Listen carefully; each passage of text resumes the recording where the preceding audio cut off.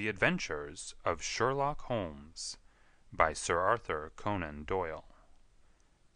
Adventure 6. The Man with the Twisted Lip. Isa Whitney, brother of the late Elias Whitney, D.D., principal of the Theological College of St. George's, was much addicted to opium. The habit grew upon him, as I understand, from some foolish freak when he was at college, for having read De Quincey's description of his dreams and sensations, he had drenched his tobacco with laudanum in an attempt to produce the same effects. He found, as so many more have done, that the practice is easier to attain than to get rid of, and for many years he continued to be a slave to the drug, an object of mingled horror and pity to his friends and relatives. I can see him now, with yellow, pasty face, drooping lids, and pinpoint pupils, all huddled in a chair, the wreck and ruin of a noble man. One night, it was in June, '89, there came a ring to my bell, about the hour when a man gives his first yawn and glances at the clock. I sat up in my chair, and my wife laid her needlework down in her lap and made a little face of disappointment. "A patient," said she. "You'll have to go out." I groaned, for I was newly come back from a weary day. We heard the door open, a few hurried words, and then quick steps upon the linoleum. Our own door flew open, and a lady, clad in some dark-colored stuff, with a black veil, entered the room. "You will excuse me calling so late," she began. And then, suddenly losing her self-control, she ran forward, threw her arms about my wife's neck, and sobbed upon her shoulder. "Oh, I'm in such trouble," she cried. "I do so want a little help." "Why," said my wife, pulling up her veil, "it is Kate Whitney. How you startled me, Kate. I had not an idea who you were when you came in." "I didn't know what to do, so I came straight to you." That was always the way. Folk who were in grief came to my wife, like birds to a lighthouse. "It was very sweet of you to come. Now, you must have some wine and water, and sit here comfortably and tell us all about it. Or should you rather that I sent James off to bed?" "Oh, no, no, I want the doctor's advice and help, too.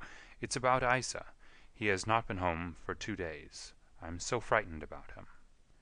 It was not the first time that she had spoken to us of her husband's trouble, to me as a doctor, to my wife as an old friend and school companion. We soothed and comforted her by such words as we could find. Did she know where her husband was? Was it possible that we could bring him back to her? It seems that it was. She had the surest information that of late he had, when the fit was on him, made use of an opium den in the farthest east of the city. Hitherto his orgies had always been confined to one day, and he had come back, twitching and shattered, in the evening. But now the spell had been upon him 48 hours, and he lay there, doubtless among the dregs of the docks, breathing in the poison or sleeping off the effects. There he was to be found, she was sure of it, at the Bar of Gold, in Upper Swandam Lane. But what was she to do? How could she, a young and timid woman, make her way into such a place and pluck her husband out from among the ruffians who surrounded him? There was the case, and of course there was but one way out of it. Might I not escort her to this place? And then, as a second thought, why should she come at all? I was Isa Whitney's medical adviser, and as such I had influence over him. I could manage it better if I were alone. I promised her on my word that I would send him home in a cab within 2 hours if he were indeed at the address which she had given me. And so in 10 minutes I had left my armchair and cheery sitting-room behind me, and was speeding eastward in a hansom on a strange errand, as it seemed to me at the time, though the future only could show how strange it was to be. But there was no great difficulty in the first stage of my adventure. Upper Swandam Lane is a vile alley, lurking behind the high wharves which line the north side of the river to the east of London Bridge. Between a slop-shop and a gin-shop, approached by a steep flight of steps leading down to a black gap like the mouth of a cave, I found the den of which I was in search. Ordering my cab to wait, I passed down the steps, worn hollow in the center by the ceaseless tread of drunken feet, and by the light of a flickering oil lamp above the door, I found the latch and made my way into a long, low room, thick and heavy with the brown opium smoke, and terraced with wooden berths, like the forecastle of an emigrant ship. Through the gloom one could dimly catch a glimpse of bodies lying in strange, fantastic poses, bowed shoulders, bent knees, heads thrown back, and chins pointing upward, with here and there a dark, lackluster eye turned upon the newcomer. Out of the black shadows there glimmered little red circles of light, now bright, now faint, as the burning poison waxed or waned in the bowls of the metal pipes. The most lay silent, but some muttered to themselves, and others talked together in a strange, low, monotonous voice, their conversation coming in gushes, and then suddenly tailing off into silence, each mumbling out his own thoughts and paying little heed to the words of his neighbor. At the farther end was a small brazier of burning charcoal, beside which, on a three-legged wooden stool, there sat a tall, thin old man, with his jaw resting upon his two fists, and his elbows upon his knees, staring into the fire. As I entered, a sallow Malay attendant had hurried up with a pipe for me and a supply of the drug, beckoning me to an empty berth. "Thank you, I have not come to stay," said I. "There is a friend of mine here, Mr. Isa Whitney, and I wish to speak with him." There was a movement and an exclamation from my right, and peering through the gloom I saw Whitney, pale, haggard, and unkempt, staring out at me. "My God, it's Watson," said he. He was in a pitiable state of reaction, with every nerve in a twitter. "I say, Watson, what o'clock is it?" "Nearly 11." "Of what day?" "Of Friday, June 19th." "Good heavens! I thought it was Wednesday. It is Wednesday. What do you want to frighten a chap for?" He sank his face onto his arms and began to sob in a high treble key. "I tell you that it is Friday, man. Your wife has been waiting this 2 days for you. You should be ashamed of yourself." "So I am. But you've got mixed, Watson, for I've only been here a few hours. 3 pipes, 4 pipes, I forget how many. But I'll go home with you. I wouldn't frighten Kate. Poor little Kate. Give me your hand. Have you a cab?" "Yes, I have one waiting." "Then I shall go in it. But I must owe something. Find what I owe, Watson. I am all off color. I can do nothing for myself." I walked down the narrow passage between the double row of sleepers, holding my breath to keep out the vile, stupefying fumes of the drug, and looking about for the manager. As I passed the tall man who sat by the brazier, I felt a sudden pluck at my skirt, and a low voice whispered, "Walk past me, and then look back at me." The words fell quite distinctly upon my ear. I glanced down. They could only have come from the old man at my side, and yet he sat now as absorbed as ever, very thin, very wrinkled, bent with age, an opium pipe dangling down from between his knees, as though it had dropped in sheer lassitude from his fingers. I took 2 steps forward and looked back. It took all my self-control to prevent me from breaking out into a cry of astonishment. He had turned his back so that none could see him but I. His form had filled out, his wrinkles were gone, the dull eyes had regained their fire, and there, sitting by the fire and grinning at my surprise, was none other than Sherlock Holmes. He made a slight motion to me to approach him, and instantly, as he turned his face half round to the company once more, subsided into a doddering, loose-lipped senility. "Holmes," I whispered, "what on earth are you doing in this den?" "As low as you can," he answered. "I have excellent ears. If you would have the great kindness to get rid of that sottish friend of yours, I should be exceedingly glad to have a little talk with you." "I have a cab outside." "Then pray send him home in it. You may safely trust him, for he appears to be too limp to get into any mischief. I should recommend you also to send a note by the cabman to your wife, to say that you have thrown in your lot with me. If you will wait outside, I shall be with you in 5 minutes." It was difficult to refuse any of Sherlock Holmes' requests, for they were always so exceedingly definite, and put forward with such a quiet air of mastery.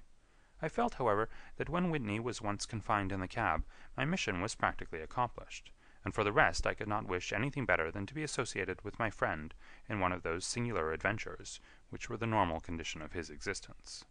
In a few minutes I had written my note, paid Whitney's bill, led him out to the cab, and seen him driven through the darkness. In a very short time a decrepit figure had emerged from the opium den, and I was walking down the street with Sherlock Holmes. For 2 streets he shuffled along with a bent back and an uncertain foot. Then, glancing quickly round, he straightened himself out and burst into a hearty fit of laughter. "I suppose, Watson," said he, that you imagine that I have added opium smoking to cocaine injections, and all the other little weaknesses on which you have favored me with your medical views. I was certainly surprised to find you there, but not more so than I to find you. I came to find a friend, and I to find an enemy. An enemy? Yes, one of my natural enemies, or shall I say, my natural prey. Briefly, Watson, I am in the midst of a very remarkable inquiry, and I have hoped to find a clue in the incoherent ramblings of these sots, as I have done before now. Had I been recognized in that den, my life would not have been worth an hour's purchase, for I have used it before now for my own purposes, and the rascally Lascar who runs it has sworn to have vengeance upon me. There is a trap-door at the back of that building, near the corner of Paul's Wharf, which could tell some strange tales of what has passed through it upon the moonless nights. What? You do not mean bodies? Ay, bodies, Watson. We should be rich men if we had £1,000 for every poor devil who'd been done to death in that den. It is the vilest murder trap on the whole riverside, and I fear that Neville St. Clair has entered it, never to leave it more. But our trap should be here. He put his 2 forefingers between his teeth and whistled shrilly, a signal which was answered by a similar whistle from the distance, followed shortly by the rattle of wheels and the clink of horses' hoofs. Now, Watson, said Holmes, as a tall dog-cart dashed up through the gloom, throwing out 2 golden tunnels of yellow light from its side lanterns. You'll come with me, won't you? If I can be of use. Oh, a trusty comrade is always of use, and a chronicler still more so. My room at the Cedars is a double-bedded one. The Cedars? Yes, that is Mr. St. Clair's house. I am staying there while I conduct the inquiry. Where is it, then? Near Lee, in Kent. We have a 7-mile drive before us. But I am all in the dark. Of course you are. You'll know all about it presently. Jump up here. All right, John, we shall not need you. Here's £50. Look out for me tomorrow about 11. Give her head. So long, then. He flicked the horse with his whip, and we dashed away through the endless succession of somber and deserted streets, which widened gradually until we were flying across a broad balustraded bridge, with the murky river flowing sluggishly beneath us. Beyond lay another dull wilderness of bricks and mortar, its silence broken only by the heavy, regular footfall of the policeman, or the songs and shouts of some belated party of revellers. A dull wrack was drifting slowly across the sky, and a star or 2 twinkled dimly here and there through the rifts of the clouds. Holmes drove in silence, with his head sunk upon his breast, and the air of a man who is lost in thought, while I sat beside him, curious to learn what this new quest might be which seemed to tax his powers so sorely, and yet afraid to break in upon the current of his thoughts. We had driven several miles, and were beginning to get to the fringe of the belt of suburban villas, when he shook himself, shrugged his shoulders, and lit up his pipe with the air of a man who has satisfied himself that he is acting for the best. "You have a grand gift of silence, Watson," said he. "It makes you quite invaluable as a companion. Upon my word, it is a great thing for me to have someone to talk to, for my own thoughts are not over-pleasant. I was wondering what I should say to this dear little woman tonight when she meets me at the door." "You forget that I know nothing about it." "I shall just have time to tell you the facts of the case before we get to Lee. It seems absurdly simple, and yet somehow I can get nothing to go upon. There's plenty of thread, no doubt, but I can't get the end of it into my hand. Now, I'll state the case clearly and concisely to you, Watson, and maybe you can see a spark where all is dark to me." "Proceed, then." Some years ago, to be definite, in May, 1884, there came to Lee a gentleman, Neville St. Clair by name, who appeared to have plenty of money. He took a large villa, laid out the grounds very nicely, and lived generally in good style. By degrees he made friends in the neighborhood, and in 1887 he married the daughter of a local brewer, by whom he now has 2 children. He had no occupation, but was interested in several companies, and went into town as a rule in the morning, returning by the 5:14 from Cannon Street every night. Mr. St. Clair is now 37 years of age, is a man of temperate habits, a good husband, a very affectionate father, and a man who's popular with all who know him. I may add that his whole debts at the present moment, as far as we've been able to ascertain, amount to £88 10s, while he has £220 standing to his credit in the Capital and Counties Bank. There is no reason, therefore, to think that money troubles have been weighing upon his mind. Last Monday, Mr. Neville St. Clair went into town rather earlier than usual, remarking before he started that he had 2 important commissions to perform, and that he would bring his little boy home a box of bricks. Now, by the merest chance, his wife received a telegram upon this same Monday, very shortly after his departure, to the effect that a small parcel of considerable value, which she had been expecting, was waiting for her at the offices of the Aberdeen Shipping Company. Now, if you are well up in your London, you will know that the office of the company is in Fresno Street, which branches out of Upper Swandam Lane, where you found me tonight. Mrs. St. Clair had her lunch, started for the city, did some shopping, proceeded to the company's office, got her packet, and found herself at exactly 4:35 walking through Swandam Lane on her way back to the station. Have you followed me so far? It is very clear. If you remember, Monday was an exceedingly hot day, and Mrs. St. Clair walked slowly, glancing about in the hope of seeing a cab, as she did not like the neighborhood in which she found herself. While she was walking in this way down Swandam Lane, she suddenly heard an ejaculation or cry, and was struck cold to see her husband looking down at her, and, as it seemed to her, beckoning to her from a second-floor window. The window was open, and she distinctly saw his face, which she describes as being terribly agitated. He waved his hands frantically to her, and then vanished from the window so suddenly that it seemed to her that he had been plucked back by some irresistible force from behind. One singular point, which struck her quite feminine eye, was that although he wore some dark coat, such as he had started to town in, he had on neither collar nor necktie. Convinced that something was amiss with him, she rushed down the steps, for the house was none other than the opium den in which you found me tonight, and running through the front room she attempted to ascend the stairs which led to the first floor. At the foot of the stairs, however, she met this Lascar scoundrel of whom I have spoken, who thrust her back and, aided by a Dane, who acts as assistant there, pushed her out into the street. Filled with the most maddening doubts and fears, she rushed down the lane, and by rare good fortune met in Fresno Street a number of constables with an inspector, all on their way to their beat. The inspector and 2 men accompanied her back, and in spite of the continued resistance of the proprietor, they made their way up to the room in which Mr. St. Clair had last been seen. There was no sign of him there. In fact, in the whole of that floor there was no one to be seen, save a crippled wretch of hideous aspect, who, it seems, made his home there. Both he and the Lascar stoutly swore that no one else had been in the front room during the afternoon. So determined was their denial that the inspector was staggered, and had almost come to believe that Mrs. St. Clair had been deluded, when, with a cry, she sprang at a small deal-box which lay upon the table and tore the lid from it. Out there fell a cascade of children's bricks. It was the toy which he had promised to bring home. This discovery, and the evident confusion which the cripple showed, made the inspector realize that the matter was serious. The rooms were carefully examined, and results all pointed to an abominable crime. The front room was plainly furnished as a sitting-room, and led into a small bedroom, which looked out upon the back of one of the wharves. Between the wharf and the bedroom window is a narrow strip, which is dry at low tide, but is covered at high tide with at least 4½ feet of water. The bedroom window was a broad one, and opened from below. On examination, traces of blood were to be seen upon the window-sill, and several scattered drops were visible upon the wooden floor of the bedroom. Thrust away behind a curtain, in the front room, were all the clothes of Mr. Neville St. Clair, with the exception of his coat.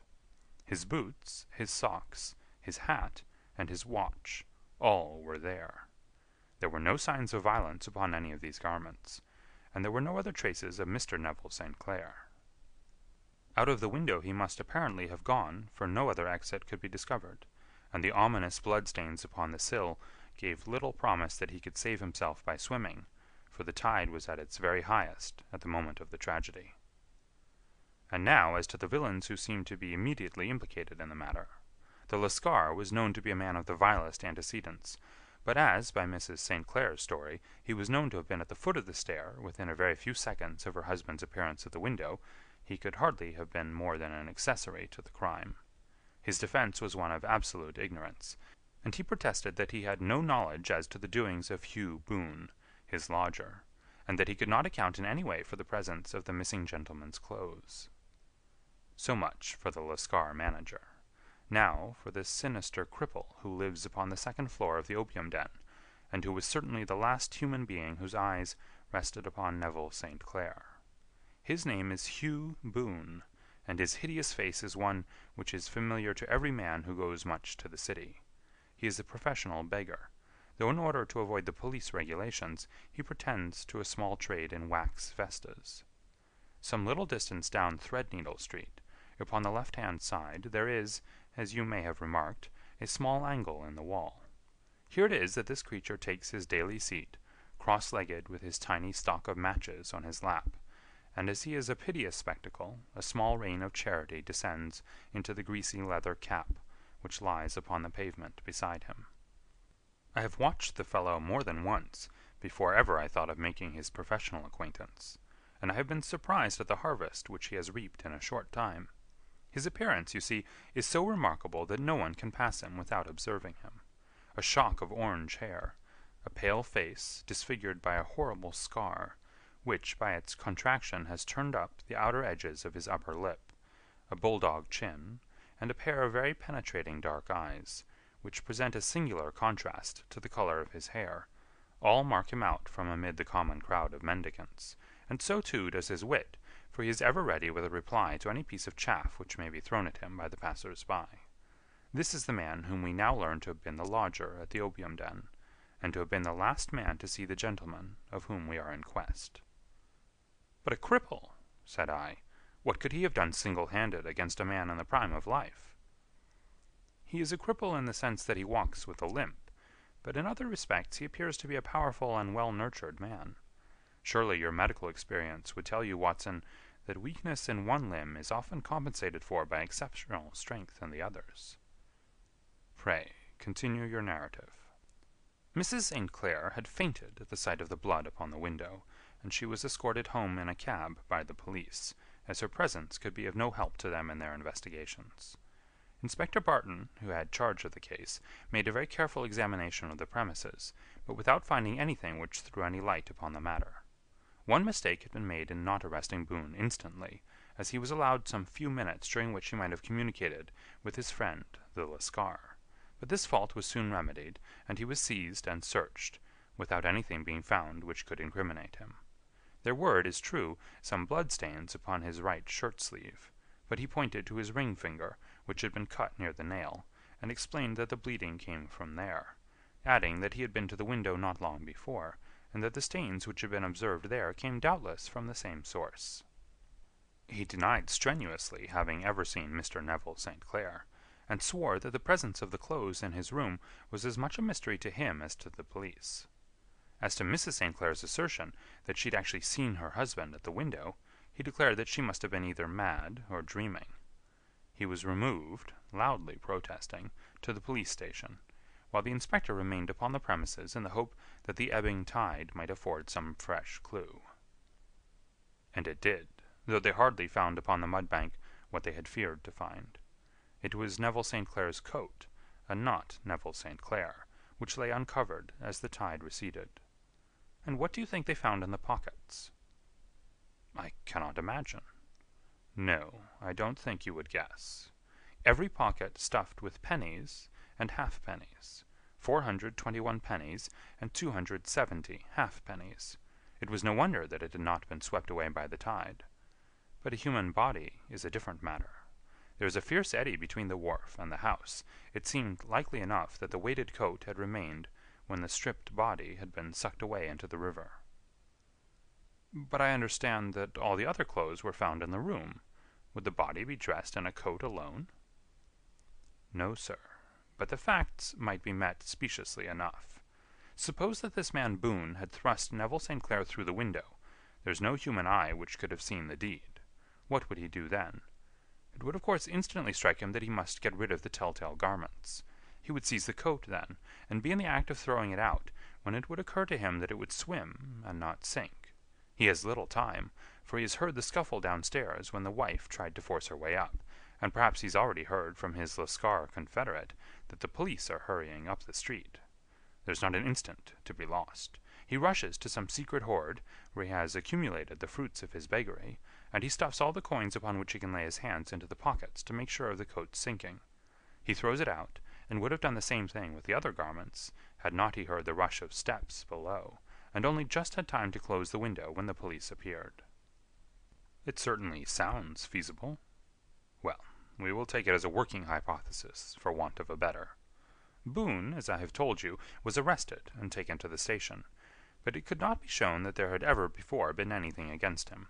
He had for years been known as a professional beggar, but his life appeared to have been a very quiet and innocent one. There the matter stands at present, and the questions which have to be solved, what Neville St. Clair was doing in the opium den, what happened to him when there, where is he now, and what Hugh Boone had to do with his disappearance, are all as far from a solution as ever. I confess that I cannot recall any case within my experience which looked at the first glance so simple, and yet which presented such difficulties.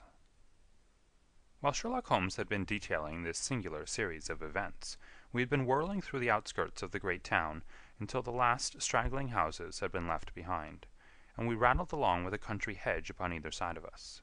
Just as he finished, however, we drove through 2 scattered villages, where a few lights still glimmered in the windows.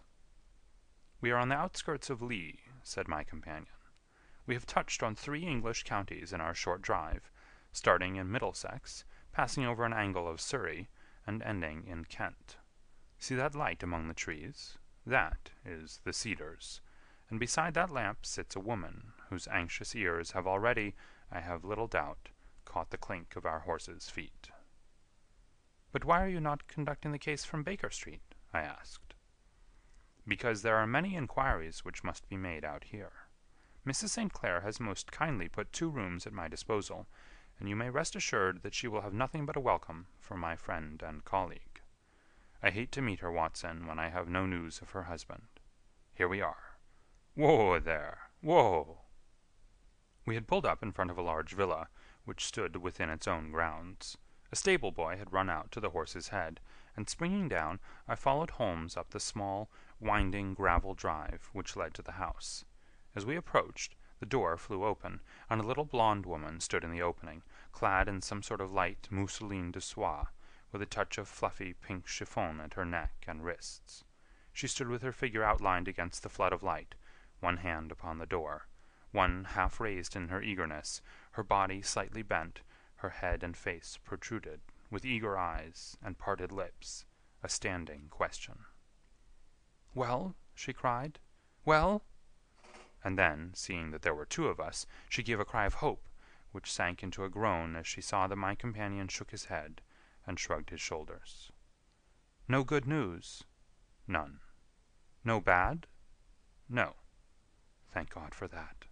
But come in, you must be weary, for you have had a long day. This is my friend, Dr. Watson. He's been of most vital use to me in several of my cases, and a lucky chance has made it possible for me to bring him out and associate him with this investigation." "I am delighted to see you," said she, pressing my hand warmly. "You will, I am sure, forgive anything that may be wanting in our arrangements, when you consider the blow which has come so suddenly upon us." "My dear madam," said I am an old campaigner, and if I were not I can very well see that no apology is needed. If I can be of any assistance, either to you or to my friend here, I shall be indeed happy." "Now, Mr. Sherlock Holmes," said the lady, as we entered a well-lit dining-room, upon the table of which a cold supper had been laid out, "I should very much like to ask you 1 or 2 plain questions, to which I beg that you will give a plain answer." "Certainly, madam." "Do not trouble about my feelings. I am not hysterical, nor given to fainting. I simply wish to hear your real opinion." "Upon what point?" "In your heart of hearts, do you think that Neville is alive?" Sherlock Holmes seemed to be embarrassed by the question.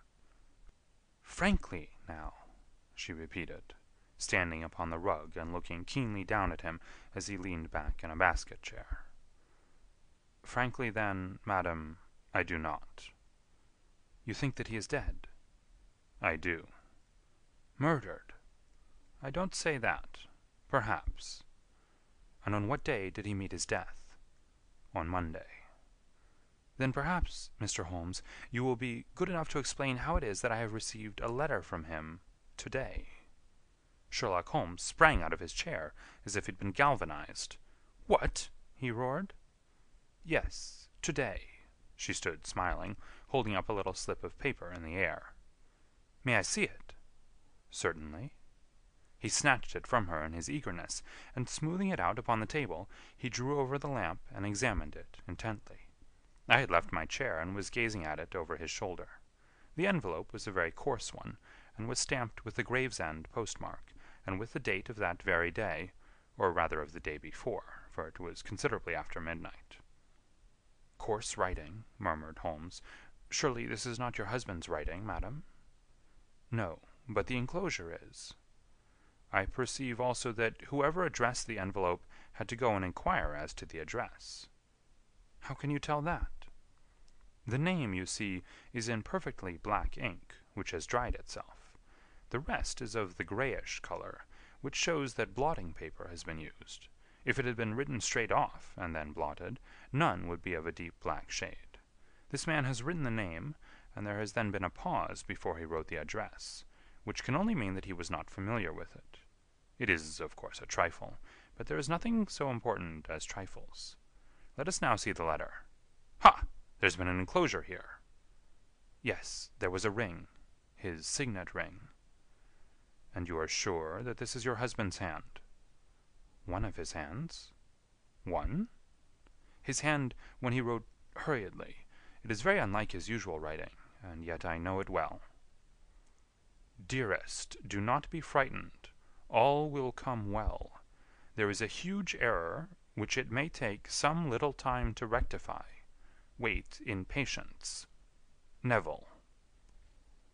Written in pencil upon the fly-leaf of a book, octavo size, no watermark. Posted today in Gravesend by a man with a dirty thumb. Ha! And the flap has been gummed, if I'm not very much in error, by a person who had been chewing tobacco. And you have no doubt that it is your husband's hand, madam? None.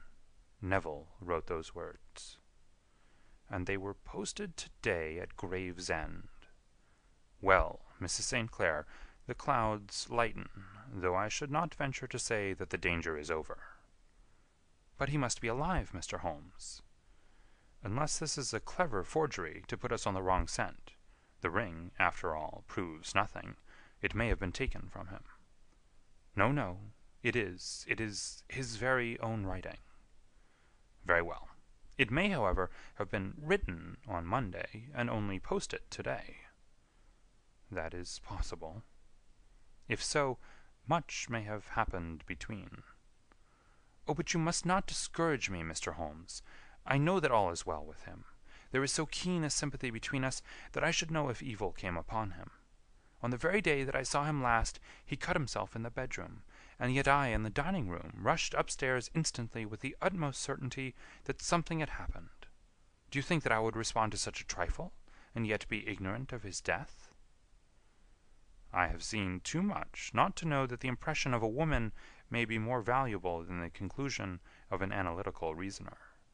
And in this letter you certainly have a very strong piece of evidence to corroborate your view. But if your husband is alive and able to write letters, why should he remain away from you? I cannot imagine. It is unthinkable. And on Monday he made no remarks before leaving you? No. And you were surprised to see him in Swandam Lane? Very much so. Was the window open? Yes. Then he might have called to you. He might. He only, as I understand, gave an inarticulate cry. Yes. A call for help, you thought? Yes. He waved his hands. But it might have been a cry of surprise. Astonishment at the unexpected sight of you might cause him to throw up his hands? It is possible. And you thought he was pulled back. He disappeared so suddenly. He might have leaped back. You did not see anyone else in the room? No, but this horrible man confessed to having been there, and the Lascar was at the foot of the stairs. Quite so. Your husband, as far as you could see, had his ordinary clothes on?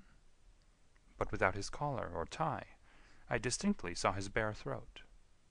Had he ever spoken of Swandam Lane? Never.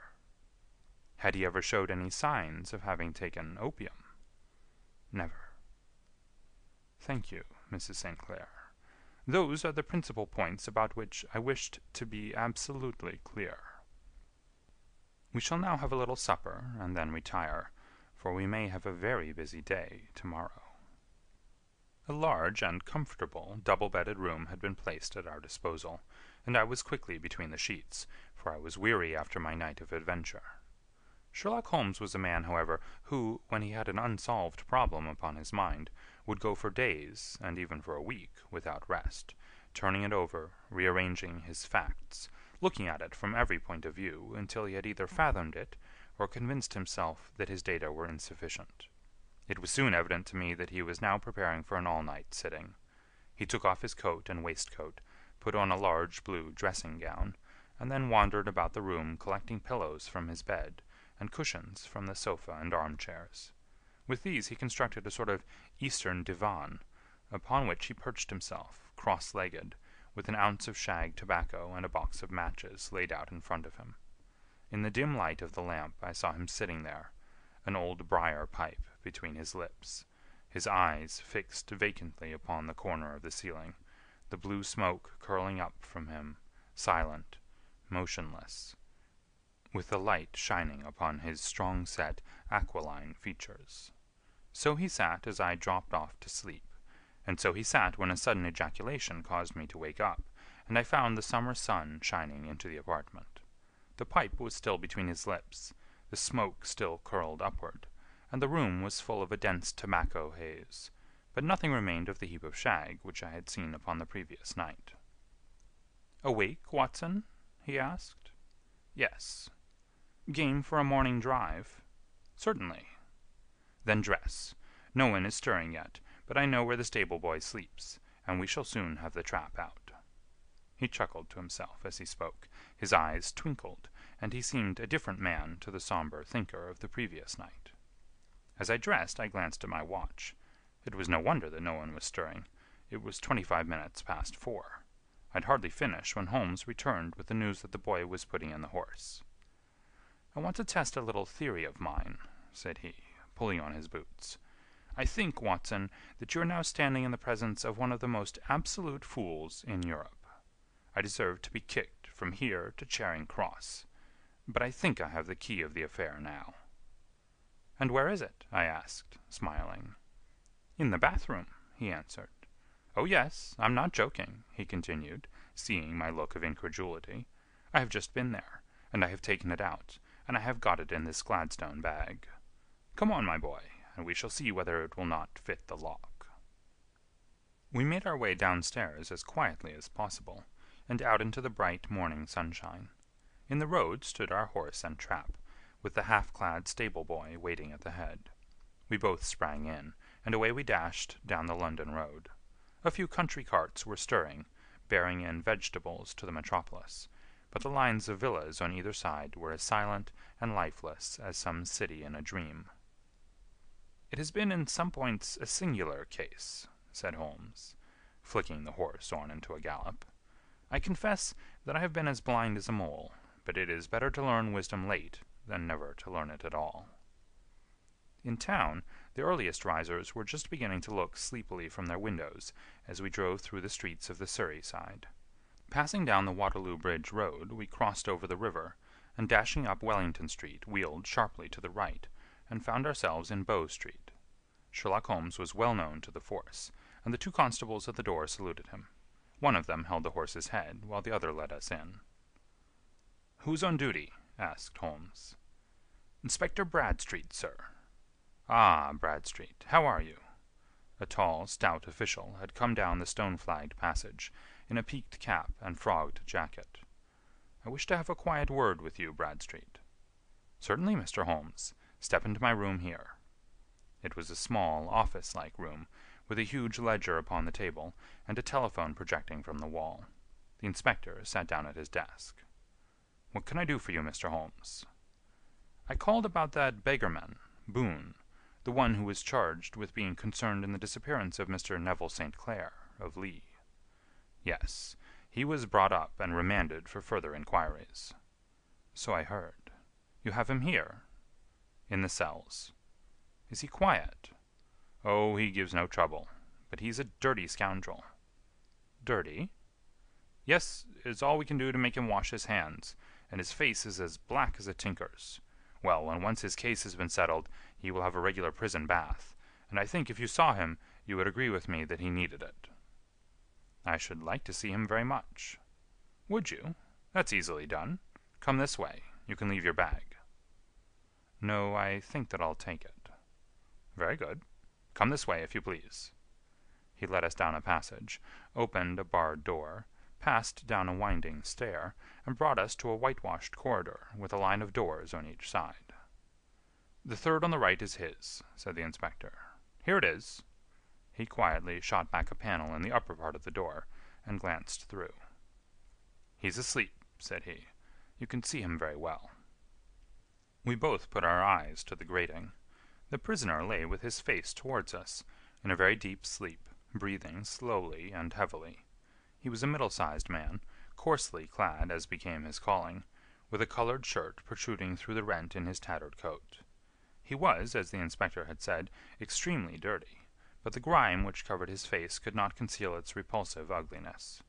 A broad weal from an old scar ran right across it from eye to chin, and by its contraction had turned up one side of the upper lip, so that 3 teeth were exposed in a perpetual snarl.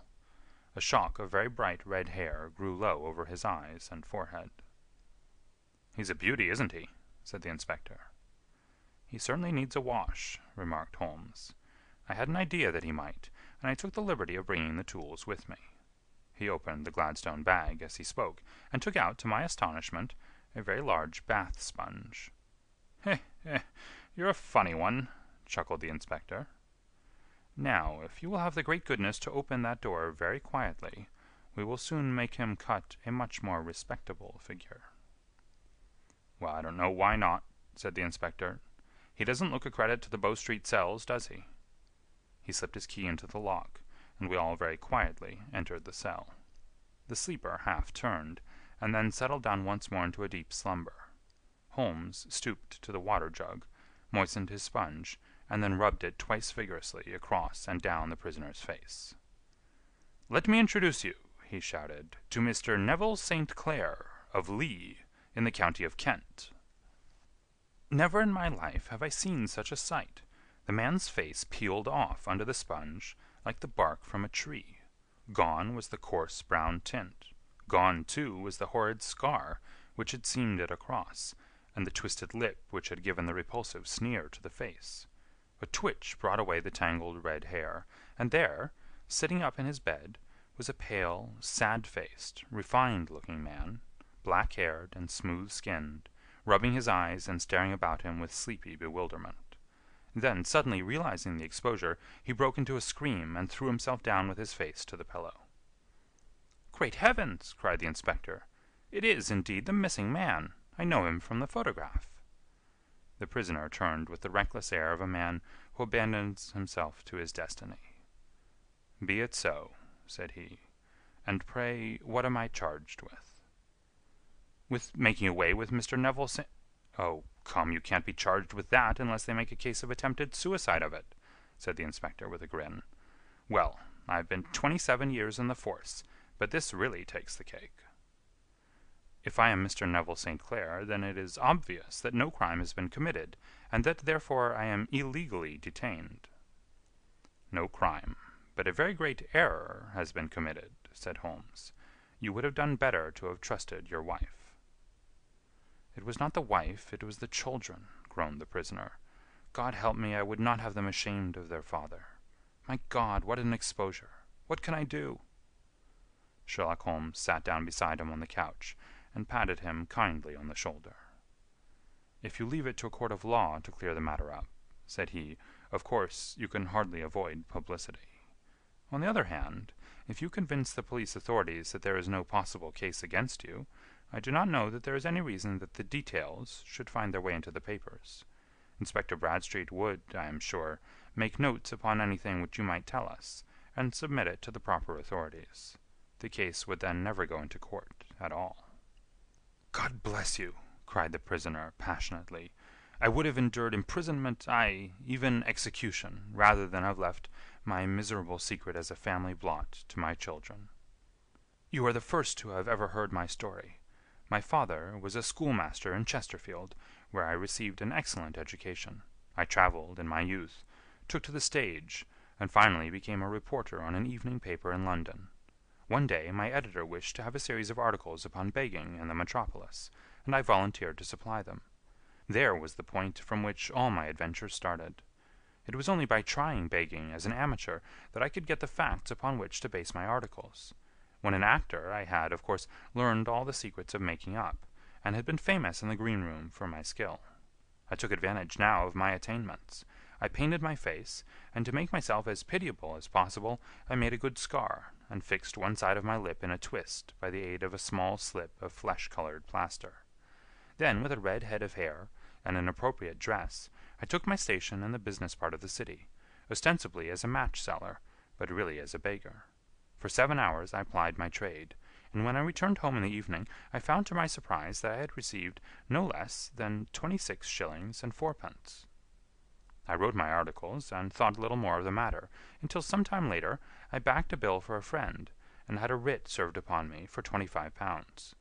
I was at my wit's end where to get the money, but a sudden idea came to me. I begged a fortnight's grace from the creditor, asked for a holiday from my employers, and spent the time in begging in the city under my disguise. In 10 days I had the money, and had paid the debt.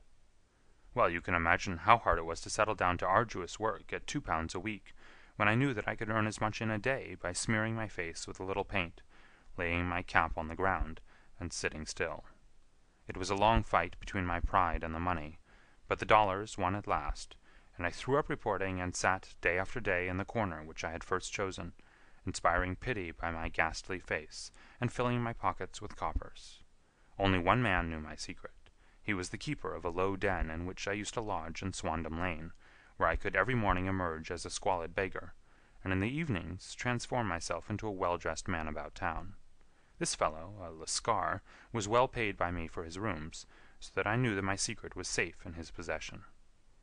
Well, very soon I found that I was saving considerable sums of money. I do not mean that any beggar in the streets of London could earn £700 a year, which is less than my average takings, but I had exceptional advantages in my power of making up, and also in a facility of repartee, which improved by practice and made me quite a recognized character in the city. All day a stream of pennies, varied by silver, poured in upon me, and it was a very bad day in which I failed to take £2. As I grew richer I grew more ambitious, took a house in the country, and eventually married, without anyone having a suspicion as to my real occupation.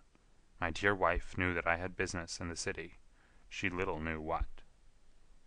Last Monday I had finished for the day, and was dressing in my room above the opium den, when I looked out of my window and saw, to my horror and astonishment, that my wife was standing in the street, with her eyes fixed full upon me. I gave a cry of surprise, threw up my arms to cover my face, and rushing to my confidant, the Lascar, entreated him to prevent anyone from coming up to me. I heard her voice downstairs, but I knew that she could not ascend. Swiftly I threw off my clothes, pulled on those of a beggar, and put on my pigments and wig. Even a wife's eyes could not pierce so complete a disguise. But then it occurred to me that there might be a search in the room, and that the clothes might betray me. I threw open the window, reopening by my violence a small cut which I had inflicted upon myself in the bedroom that morning. Then I seized my coat, which was weighted by the coppers which I had just transferred to it from the leather bag in which I carried my takings. I hurled it out of the window, and it disappeared into the Thames. The other clothes would have followed, but at that moment there was a rush of constables up the stair, and a few minutes after I found, rather I confess to my relief, that instead of being identified as Mr. Neville St. Clair, I was arrested as his murderer. I do not know that there is anything else for me to explain. I was determined to preserve my disguise as long as possible, and hence my preference for a dirty face. Knowing that my wife would be terribly anxious, I slipped off my ring and confided it to the Lascar at a moment when no constable was watching me, together with a hurried scrawl telling her that she had no cause to fear. "That note only reached her yesterday," said Holmes. "Good God! What a week she must have spent!" "The police have watched this Lascar," said Inspector Bradstreet, "and I can quite understand that he might find it difficult to post a letter unobserved. Probably he handed it to some sailor customer of his, who forgot all about it for some days." "That was it," said Holmes, nodding approvingly. "I have no doubt of it. But have you never been prosecuted for begging?" "Many times. But what was a fine to me?" "It must stop here, however," said Bradstreet. "If the police are to hush this thing up, there must be no more of Hugh Boone." "I have sworn it by the most solemn oaths which a man can take." "In that case, I think that it is probable that no further steps may be taken. But if you are found again, then all must come out. I am sure, Mr. Holmes, that we are very much indebted to you for having cleared the matter up. I wish I knew how you reached your results." "I reached this one," said my friend, "by sitting upon 5 pillows and consuming an ounce of shag. I think, Watson, that if we drive to Baker Street we shall just be in time for breakfast." End of Adventure 6.